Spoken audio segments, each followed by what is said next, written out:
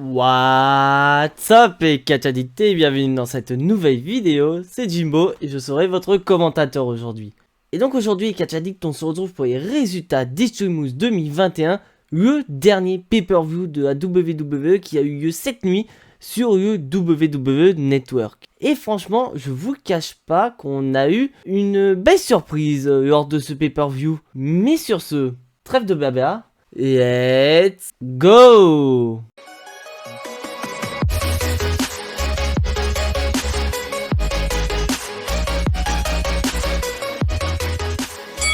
Alors déjà, dans un premier temps, je suis agréablement surpris par ce pay-per-view parce que malheureusement, voilà, je vais vous spoiler direct le truc, et ben il n'y a pas eu de stipulation qui a été rajoutée dans les matchs en question parce que comme je vous avais dit lors de mon Jimbo Nosti qui est prono de Jimbo pour Extreme, j'espérais sincèrement que la WWE nous rajoute des stipulations, même si c'est à la dernière minute, au moins ça nous aurait donné un peu de suspense pour le pay-per-view. Mais malheureusement, ça gâche un petit peu l'image extrême qui est Extreme, car je tiens quand même à vous rappeler qu'Extreme a été créé il y a de cela quelques années pour vraiment montrer le caractère extrême du catch et surtout faire la référence à la fédération qui a lancé le catch hardcore, il s'agit de la ECW. Mais malheureusement, on n'a pas eu cette aura extrême lors du pay-per-view, mis à part dans le main event, mais ça, on verra ça en fin de vidéo. Donc on va commencer directement par le kick-off. Et le match, j'étais pas surpris qu'il soit en kick-off. Il s'agit du match entre Carmella et Liv Morgan. C'est vrai, lors de mon Jimbo Nosti, j'avais dit très clairement qu'il s'agit du match que j'attendais le moins dans le pay-per-view et donc j'espérais sincèrement que le match soit dans le kick-off. Et franchement, ce match avait sa place dans le kick-off avec vraiment, voilà, comme d'habitude, une Carmella qui va faire sa petite peste en disant très clairement « Je suis la plus belle femme à la WWE ». Mais il y a un problème, Carmella. T'as beau être la plus belle femme à WWE, mais t'es pas la meilleure très clairement parce que tu fais que de la merde. Donc je vais aller vite fait dans le match. Il s'agit d'une victoire, voilà, de Liv Morgan qui remporte son match contre Carmella. Et c'est vrai que j'ai été assez étonné durant le match car on a les commentateurs qui mettent à fond Liv Morgan en avant. On voit que les commentateurs apprécient Liv Morgan. Et d'ailleurs les fans qui étaient présents adorent Liv Morgan. Et j'espère sincèrement que le projet Liv Morgan va avoir lieu à la WWE. Parce que c'est vrai que moi j'aime bien le personnage de Liv Morgan. Et ça mettrait du sang neuf dans le roster féminin. De voir pourquoi pas Liv Morgan aller challenger à championne de SmackDown. Ou peut-être pourquoi pas la championne de Raw lors du draft qui aura lieu la semaine prochaine à SmackDown. Et donc on va passer à la carte principale avec un match qui a été rajouté, voilà, pile poil au moment du show. Car en effet, nous avons eu un petit segment avant le show où nous avions eu New Day qui arrivait. Et ces derniers se sont fait attaquer par AJ Styles, Omos et le tout-puissant Bobby Lashley. Donc suite à cette attaque, les officiels ont décidé de valider un match à 6 avec d'un côté Omos, AJ Styles et Bobby Lashley et d'un autre côté le New Day, c'est-à-dire Xavier Woods, Kofi Kingston et le champion de la WWE, Big E. Et franchement, j'ai bien aimé cet opener avec vraiment le match, on va le dire honnêtement, a été fait pour mettre Big E en avant. Car en effet, bien que Bobby Lashley, Omos et AJ Styles ont fait le boulot, ils ont fait une belle prestation, c'est vraiment Big E, l'homme de ce match. Car on voit qu'à un moment donné, il y a Xavier Woods ou Kofi Kingston qui est dans le ring, qui commence à être en PLS et qui veut vraiment laisser le tag à Big E.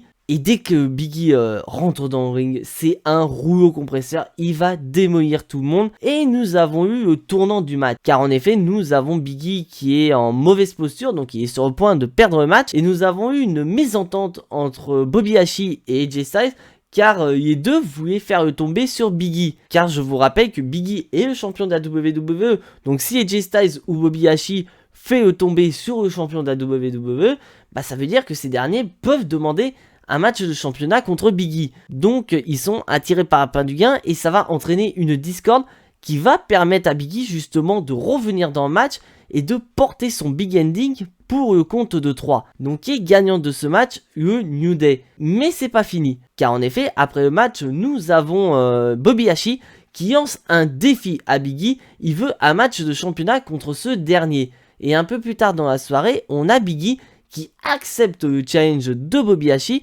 Donc nous allons avoir cette nuit à War, dès le début du show, ce sera même pas le main event, nous aurons Bobby Hashi contre Biggie pour le titre de champion de la WWE. Donc selon vous, est-ce que Biggie va conserver son titre, sachant que le prochain pay-per-view c'est Kwanjo en Arabie Saoudite, et on sait très bien qu'il y a l'ombre de Goldberg qui plane autour de Bobby Hashi.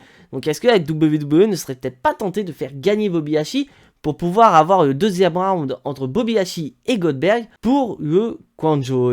Dites-moi dans les commentaires, je suis curieux de connaître votre avis. Et maintenant, on va passer au deuxième match de la soirée.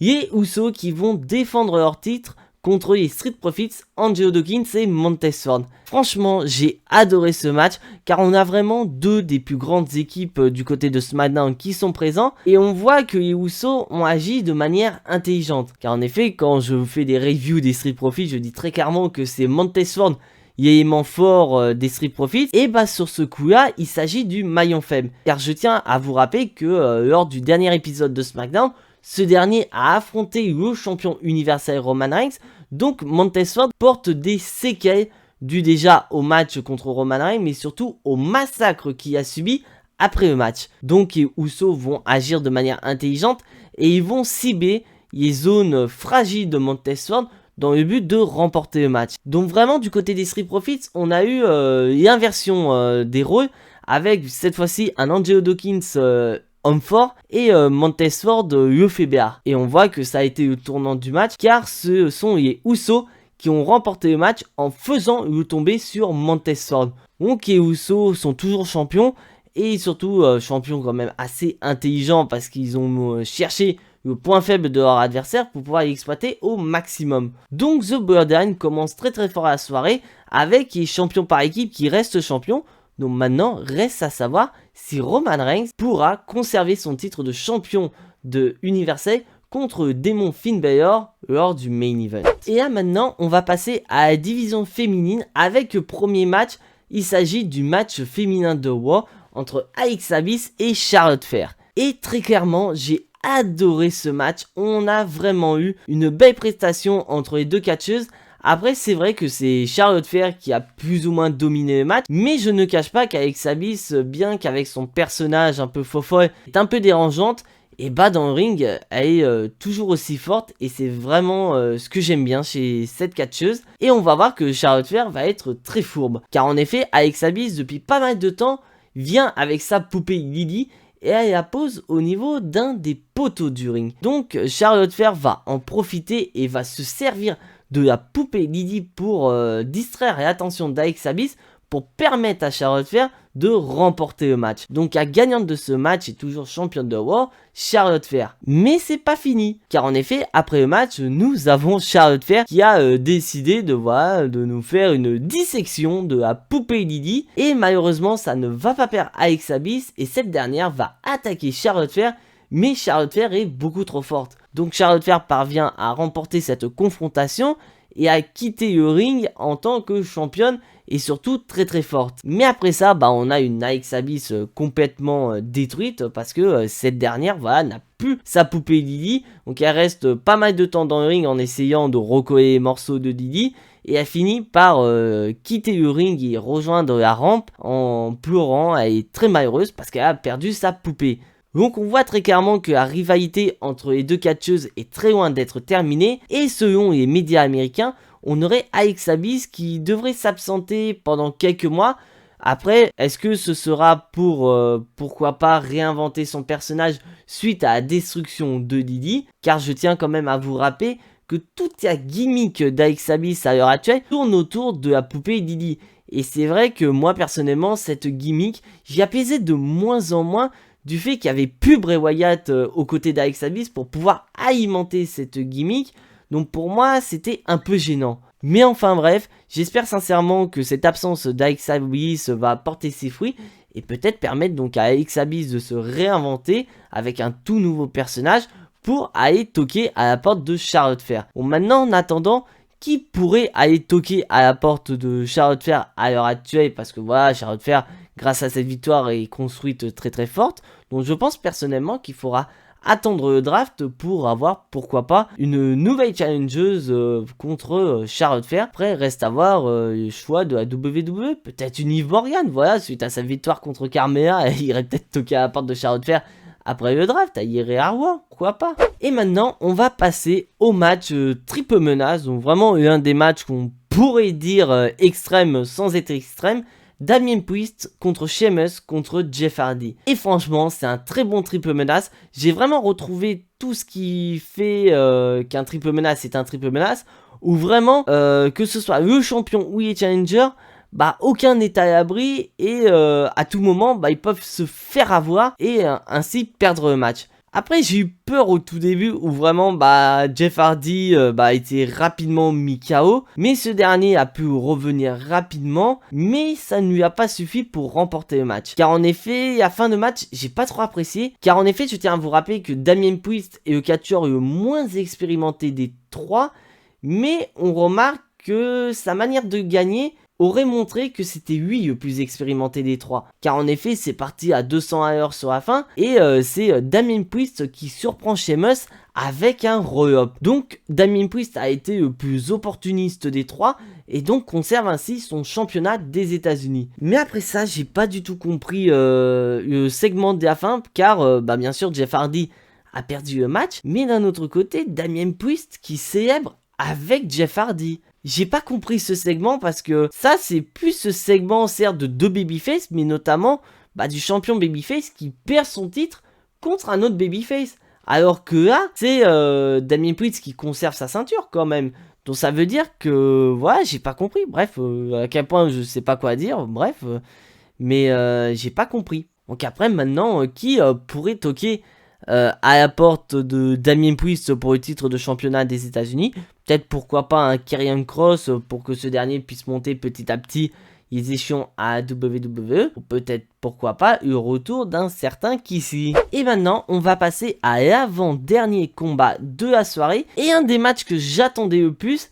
Il s'agit de Becky Lynch, la championne de SmackDown contre Bianca Belair. Et déjà je vous spoil directement le match. Il a duré plus que 26 secondes. Et franchement, c'était un excellent match. J'ai adoré. Avec vraiment un beau combat entre les deux catcheuses. On voit vraiment que Becky Lynch, bien qu'elle ait été absente pendant plus d'un an, est revenue en force à la WWE. Et bien sûr, une Bianca Belair qui est toujours aussi forte. Et on a eu une fin de match très surprenante. Car en effet, durant le match, nous avons eu une intervention créant ainsi donc une disqualification et une conservation de titre de la part de Becky Lynch. Et cette personne n'est nulle autre que Sasha Banks. Donc Sasha Banks qui fait son retour et qui va directement attaquer Bianca Belair, car je tiens à rappeler que Bianca Belair et Sasha Banks étaient en rivalité avant que Becky Lynch ne fasse son retour. Donc c'était naturel que Sasha Banks attaque Bianca Belair. Et d'ailleurs ça arrange Becky Lynch. Donc on a une petite confrontation entre Becky Lynch et Sasha Banks où Becky Lynch est assez contente parce que je tiens quand même à rappeler que Becky Lynch et Sasha Banks sont heel. Donc pour elle, Becky Lynch et Sasha Banks pourraient être amis pour s'allier contre Bianca Belair. Mais Sasha Banks ne voit pas ça du même œil. Car en effet, elle se met aussi à attaquer Becky Lynch. Donc on voit très clairement les objectifs de Sasha Banks. Et son objectif c'est ni plus ni moins que de récupérer son titre féminin de SmackDown. Donc on voit très clairement que la suite du programme entre Becky Lynch et Bianca Belair va être interrompue par l'ajout de Sasha Banks dans cette rivalité. Et on pourrait, pourquoi pas, avoir un match triple menace. Je ne pense pas à Kwanju, mais peut-être pourquoi pas au prochain pay-per-view de la WWE en fin d'année, qui d'après la logique devrait être TLC. Si vraiment ça dure trop longtemps et qu'on n'a pas envie d'attendre, on aura peut-être ce match lors d'un épisode de SmackDown. Mais franchement, j'attends ce match avec impatience et j'espère donc de ce cas sincèrement que Bianca Belair n'ira pas voir du côté de SmackDown. Donc j'espère sincèrement que Bianca Belair n'ira pas voir du côté de Raw pour le draft. Et maintenant, on va passer au main event de la soirée, le champion universel Roman Reigns contre le démon Finn Balor. Et déjà, une superbe entrée du démon Finn Balor. J'ai surkiffé, j'adore ces entrées du démon. Et le match, franchement, je n'ai rien à dire. Car je tiens à vous rappeler qu'il s'agit d'un Extreme match, donc c'est-à-dire que tout est permis, que aussi bien l'utilisation des armes ou aussi bien les interventions. Et on voit que les deux se sont fait énormément plaisir et on a eu même des petites touches version démoniaque, notamment avec Finn Balor qui va prendre un Kendo Sticks personnalisé. Donc il s'agit d'un Kendo Sticks qui est lui-même composé de plusieurs Kendo Sticks attaché, et je sens que donc de Roman Reigns a beaucoup souffert. Et là où j'ai bien aimé, c'était vraiment un coup de maître de la part de la WWE, car à un moment donné, bien sûr les deux catcheurs sont partis à l'extérieur, car c'est un Extreme Rules match, donc il n'y a pas de décompte à l'extérieur, et on a vu Roman Reigns à un moment donné demander quelque chose à Poiman. Donc on pouvait s'attendre à ce que ce soit une arme, que ce soit par exemple un kendo stick ou encore une chaise. Et il s'agit d'un masque. Donc c'est pas un masque qu'on met pour cacher son visage. Non, il s'agit vraiment des masques qu'on porte à l'heure actuelle dans cette crise mondiale à cause du Covid. Et franchement, ça a bien été apporté par la WWE, car vraiment, on connaît les problèmes de santé de Roman Reigns. Il y a quand même eu une leucémie en 2018. Il a loupé une bonne partie de l'année 2020 justement parce qu'il avait peur d'attraper Covid dû à ses problèmes de santé. Donc d'un côté, c'était compréhensible que Roman Reigns porte un masque durant cette séquence à l'extérieur vu qu'il y a énormément du monde. Mais d'un autre côté, ça a tellement été bien apporté avec sa gimmick qui est au-dessus de tout le monde, que tout le monde est inférieur à lui et que pour lui, il ne respire pas le même air qu'eux. Et donc le fait de porter un masque le protège de l'air nauséabond du public, donc c'est-à-dire des gens inférieurs à lui. Et franchement, ça a été très très bien apporté avec vraiment de belles séquences à l'extérieur du ring. Et bien sûr, naturellement, Roman Reigns n'est pas tout seul, car en effet, on a eu les Usos qui sont intervenus pour sauver Roman Reigns de la défaite dû à un premier coup de grâce. Mais le démon est beaucoup trop fort, car en effet, ce dernier parvient à débarrasser des Usos, mais il se prend un énorme spear de Roman Reigns qui le fait passer à travers la barricade. Et la énorme séquence que j'ai surkiffé, car on a un Finn Balor démon qui est en KO, et à un moment donné, on a eu sa musique qui a retenti avec au tout début les battements de cœur, et on voyait que démon réagissait aux battements de cœur, et à un moment donné, on a eu le second souffle du démon.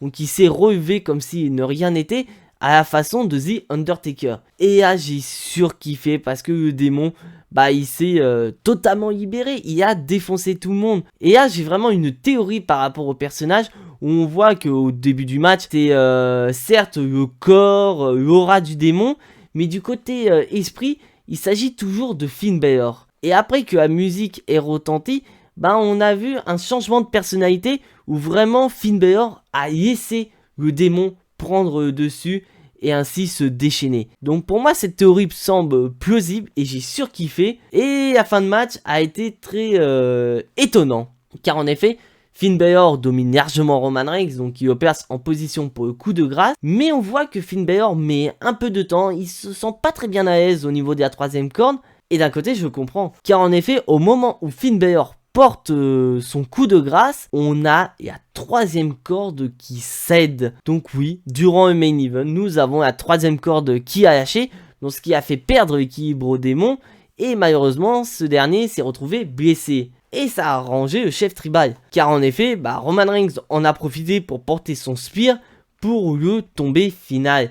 Donc gagnant de ce match est toujours champion universel, Roman Reigns. Et là on voit vraiment une petite séquence qui a bien été apportée, avec vraiment un Roman Reigns qui regarde le ciel en remerciant ses ancêtres, car pour lui ce sont ses ancêtres qui ont aidé, ce sont ses ancêtres qui ont fait basculer Finn Balor, qui ont fait céder à troisième corde.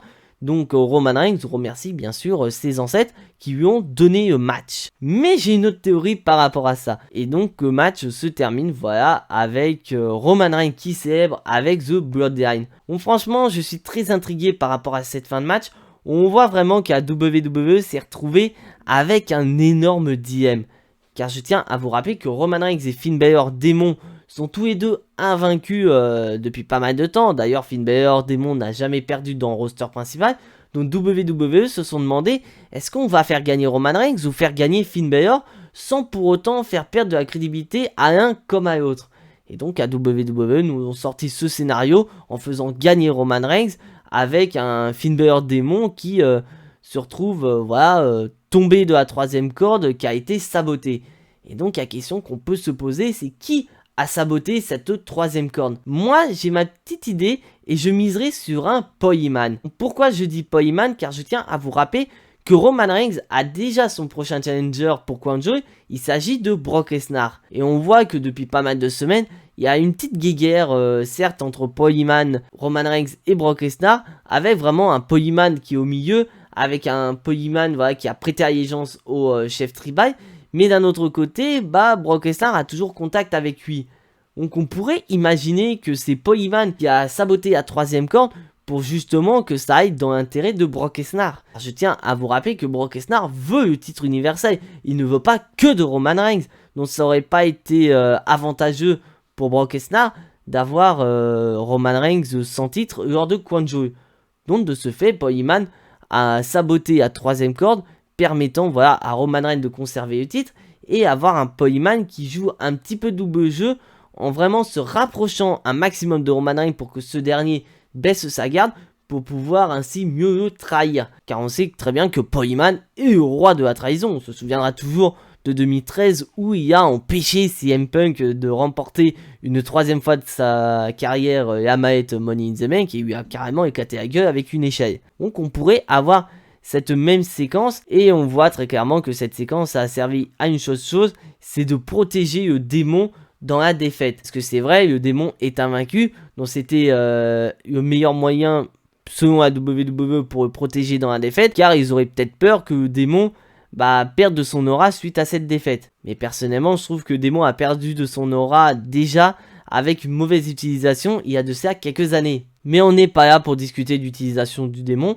et après on pourrait peut-être avoir une suite pour Finn Balor avec potentiellement des recherches pour savoir qui aurait saboté cette 3e corde. Est-ce que ce serait Roman Reigns qui aurait fait intentionnellement, Jey Uso ou encore Poiman? Et ça peut entraîner une feud intéressante, que ce soit pour Finn Balor ou pour Roman Reigns. Donc bilan de ce Extreme Moves, c'est un show plutôt correct. Après, le gros point noir de cet Extreme Moves, comme je l'ai dit, c'est le manque de stipulation lors du pay-per-view. Car bien sûr, c'est Extreme Moves, donc c'est un pay-per-view qui a la réputation d'avoir des matchs assez extrêmes. Et que là, on a eu un seul match Extreme Moves. Et il n'est pas si extrême que ça. Ils se sont pas vraiment donnés à cœur joie à fond. On a eu certes des kendo sticks, des chaises et des chaises. Mais le truc, c'est qu'ils auraient pu faire mieux. Mais enfin bref, je titille un petit peu le main event qui était quand même excellent.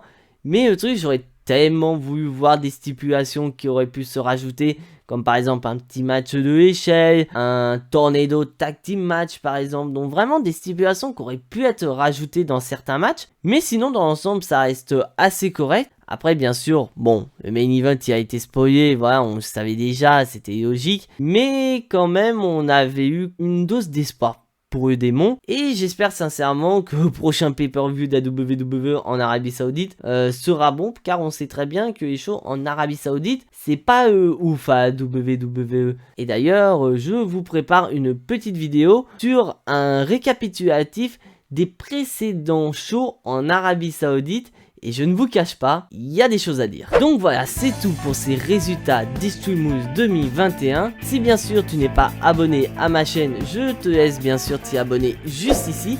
Activer la petite cloche pour être notifié des prochaines vidéos. Et surtout, lâcher un énorme pouce bleu qui fait extrêmement plaisir à la chaîne. Et donc on se retrouve demain pour la review du Raw post Extreme Moves. Avec déjà un premier match d'annoncer entre Biggie et Bobby Lashley pour le titre de la WWE. Mais en attendant, soyez tous très fiers d'être des catch addicts. Et n'oubliez pas que le catch c'est la vie, le catch c'est la meilleure chose qui soit, le catch vie. C'était Jimbo, je vous fais à tous en attendant des gros bisous et à la prochaine.